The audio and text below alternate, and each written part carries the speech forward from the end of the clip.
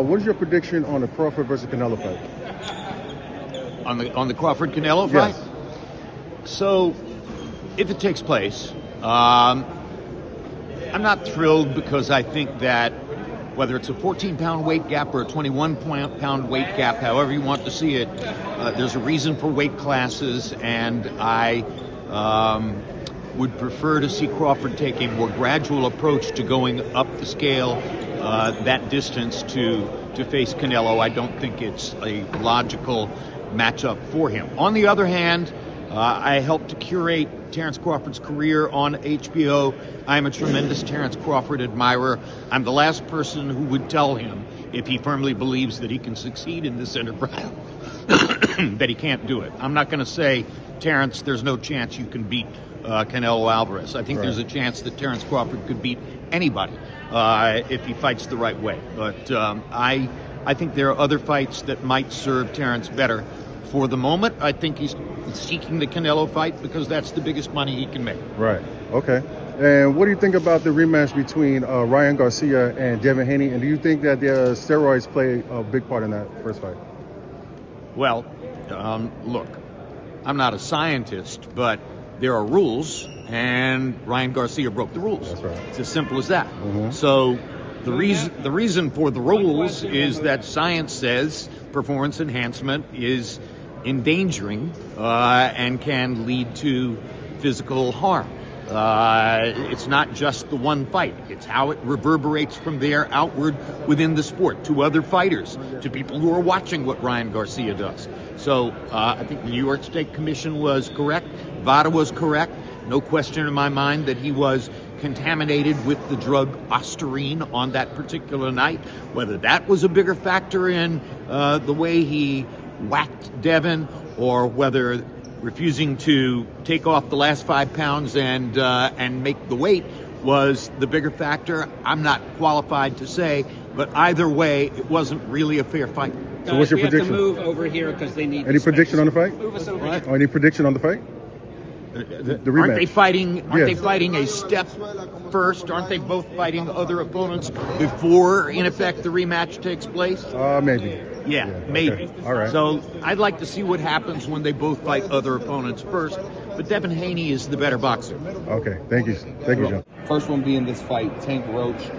We've talked about it in the past, but I gotta know. Do you think there's any more legitimacy to Lamont Roach being a competitor? Do you see this a fight being a fight that he can win, or do you view it as, this is an opponent that Tank should easily win against them? I will see this as a fight that Lamont Roach can win if he wins it, and if he doesn't win it, then it's exactly what I thought it was, which is another event in the ongoing, very successful career of a unique fighter. And I think that Tank Davis is a unique fighter because of his precision, the style in which he fights, and the level of power that he's able to apply, particularly with the left hand. Gotcha.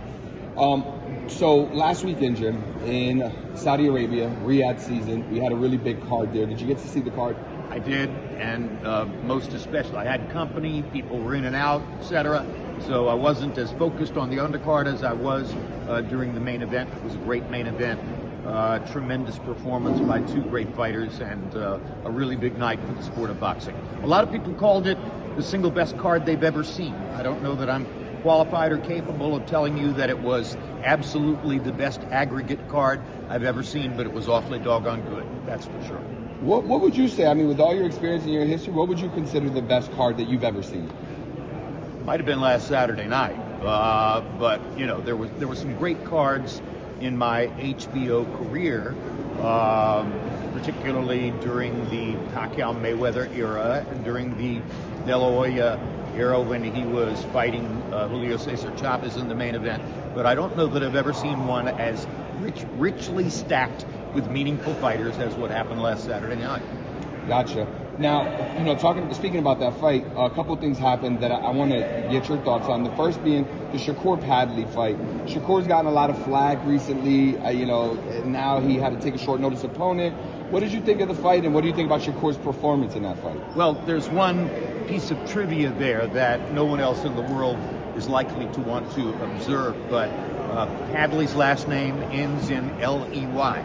Lampley ends in L-E-Y. A few years ago, I learned that if your last name ends in L-E-Y, and if you are of anything like English or British extraction, we're all from the same clan. We're all from a Northern England clan. So in some arcane, invisible, inexplicable way, I'm likely to be related to Padley. And that's as far as that goes. Otherwise, it was exactly the result that we should have expected. Were you entertained by the fight? Entertained by the Padley and Shakur fight? I'm entertained because I'm enough of a boxing sophisticate now after all these decades to appreciate what Shakur does. But do I like offensive fighters better than defensive fighters? Doesn't everybody? We all are more likely to be entertained by people who hit and get hit. And Shakur begins from the point of view that you're not going to hit it. And he's very good at preventing you from hitting him. Tremendously skilled. So it only makes sense that we go forward toward Shakur against more offensively oriented fighters, and that's part of what makes this Saturday night in Brooklyn meaningful. Is Tank going to post another spectacular knockout victory that moves him closer to having to choose from among the opponents who now stand in front of him in the 135-pound division, and maybe the most prominent of them is Shakur? You're so good at this because you segued me perfectly to my next question, Jim, and that's Tank wins this fight, presumably. Loma's kind of out of the picture, but a champion. You got Shakur and Keyshawn left. They're both, spoke about Tank as a possible opponent for them. But they seem to not want to fight each other based on their relationship. What are your thoughts on that? They're not related, they're not of kin, but they do have a relationship, and they're standing on not fighting each other. Do you think those two guys should get in the ring and potentially the winner of that fight face Tank? It's an open season entrepreneurial business. You get to fight who you want to fight when you want to fight them. If you have the kind of cachet, particularly that Tank has, I think that a lot of the audience would like to see him fight Shakur because of their personal and professional reputations. A lot of the audience might not realize that there's a potential problem with a Shakur Stevenson versus Tank Davis fight, which is that Tank might not get to entertain in the way that he most likely prefers to entertain. Would I rather see Tank fight Keyshawn Davis next? I think it might be the more entertaining fight. Got it. Last question on last week's fight. His Excellency, Turki Al-Sheikh, made his way to the corner, and when he went to the corner of Hamzat Shiraz, he shared some sort of points discussion about him being down. What are your thoughts on that, Jim? It was bad. It was the wrong thing. There's no way that somebody from outside the ring, and particularly from the business base of the fight, should be talking to people in a corner about what's going on and how to manage it. And I think the sport has to do a better job of restricting that kind of thing in the future. Even despite Turkey's overwhelming power and economic influence at this moment, and the things that he is doing that are good for boxing as an attraction, that should be out of bounds. Got it.